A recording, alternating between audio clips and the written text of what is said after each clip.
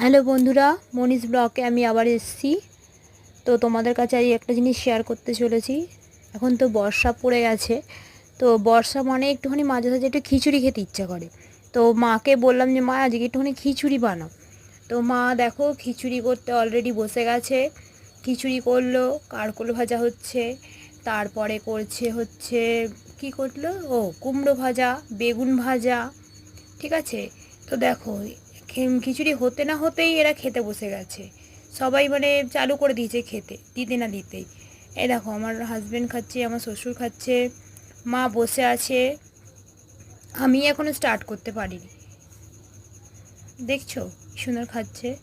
বর্ষা মানেই একটা খিচুড়ির একটা মানে অন্যরকমই স্বাদ লাগে। ঠিক আছে, দেখো।